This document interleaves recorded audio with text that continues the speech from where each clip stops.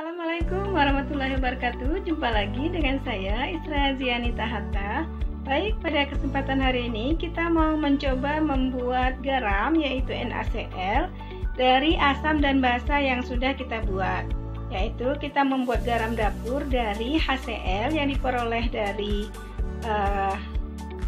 kandungan yang ada di dalam Orsted yang 20% yang sudah kita encerkan. Kemudian soda api yang sudah kita encerkan sebanyak 0,1 molar. Jadi kalau kita mau membuat garam dapur dengan HCl dan NaOH, maka konsentrasi keduanya itu harus sama, ya, harus sama-sama 0,1 molar. Baik, kita kerjakan. Dan bahan yang kita gunakan untuk membuat garam dapur yang berasal dari HCl 0,1 molar dan NaOH 0,1 molar, yaitu kita gunakan cawan karena kita nanti mau menguapkan campuran dari keduanya. Jadi HCl ditambah dengan NaOH itu akan menjadi NaCl dan air. Jadi kita uapkan airnya, maka kita akan memperoleh NaCl yaitu garam dapur. Pertama kita ambil HCl, kita ambil HCl-nya 10 ml. Kita ukur dulu. Oke, ini HCl 10 ml. Kita masukkan ke dalam cawan penguap karena kita nanti mau kita uapkan. Kemudian kita ambil NaOH, kita masukkan juga ke dalam cawan penguap. Nah, tapi sebelumnya kita melihat pH dulu ya, pH larutan ya. Nah, sebelumnya kita ukur tingkat keasamannya dengan menggunakan indikator universal ya. Ini jika dia asam, ini dia ukurannya dari pH dari 0 sampai 7. Berarti karena 7 netral, jadi dari 0 sampai 6. Oke, kita celupkan. Ini kita ambil satu, kita celupkan balik ya. Kita ukur yang mana yang sesuai pH-nya.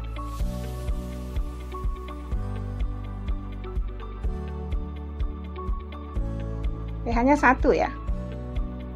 Ini yang sesuai. Jadi pH-nya 1.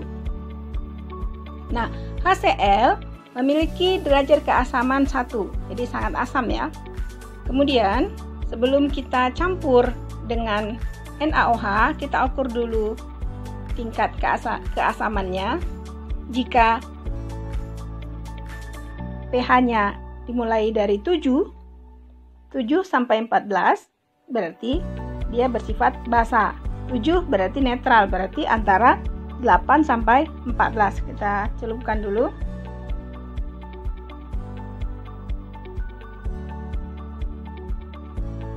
Nah, ini bentuknya.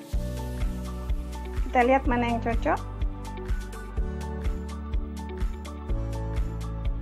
Oke, kita indikatornya yang cocok 14. Berarti pH dari NaOH dari soda api adalah 14.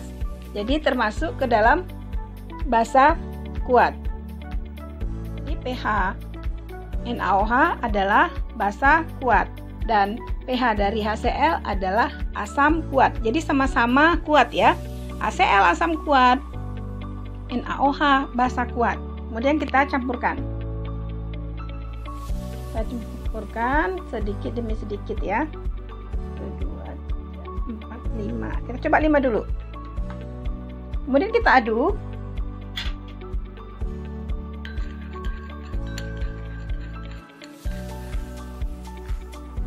Dah. Kemudian nanti pH kedua campuran ini antara asam dan basa pH-nya harus 7. Ya. Nah, misalnya kita ukur pH-nya belum 7, maka dia berarti belum terjadi keadaan seimbang.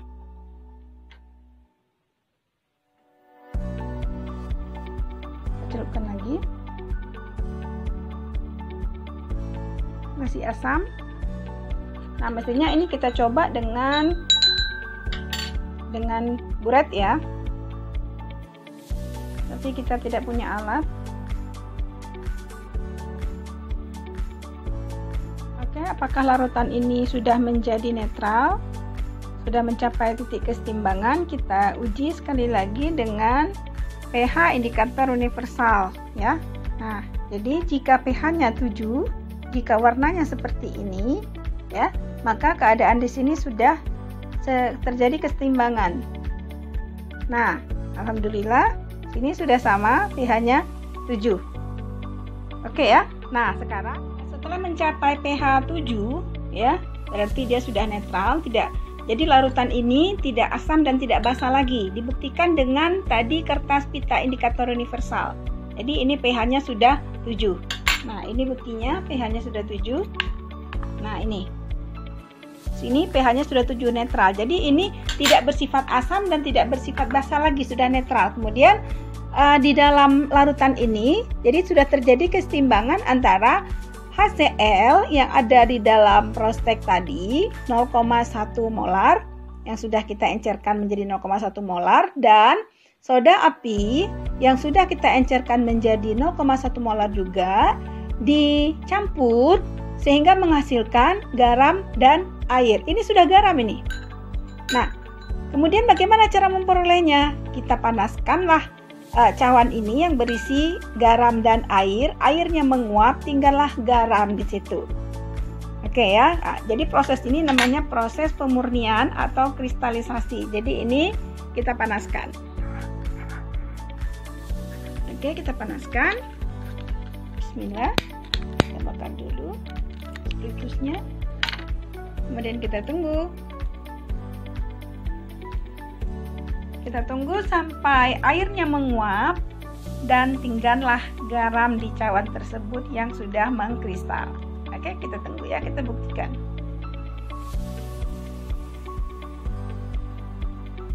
Dan ini sudah mulai menguap.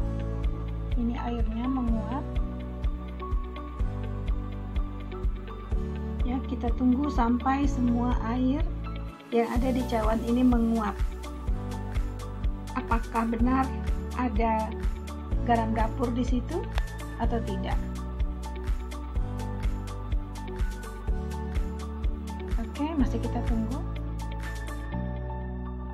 Nah, ini airnya hampir habis ya, tinggal sedikit lagi. Nah, tinggal sedikit lagi airnya.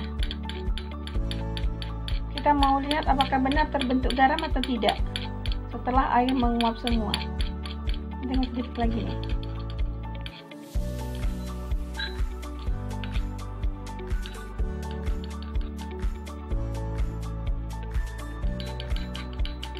Jadi kalau eksperimen itu kan kita menggunakan skala kecil ya, skala laboratorium ya. Nah, jadi yang dihasilkan juga hasilnya jadi sedikit kecil. Nah, beda dengan industri yang dilakukan dengan secara besar-besaran.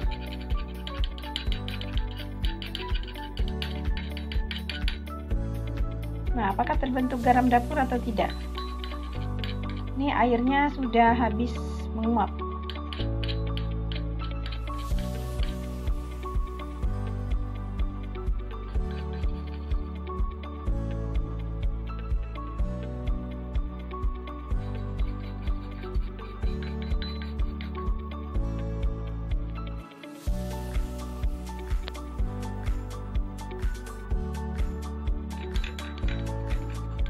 Nah, ini sangat sedikit sekali dihasilkan.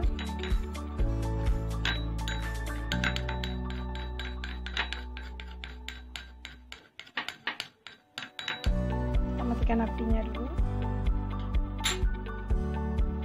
Nah, ini garam yang dihasilkan.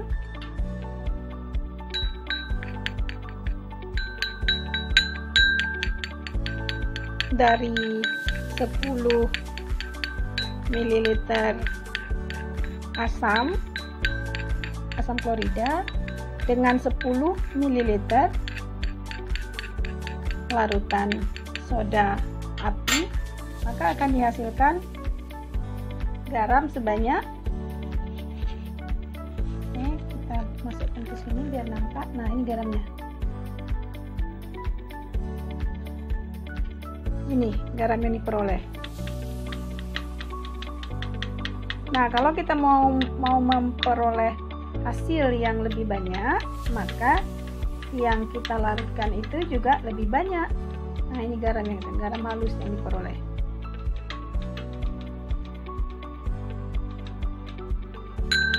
Oke, beginilah cara pembuatan garam dapur versi kimia ya.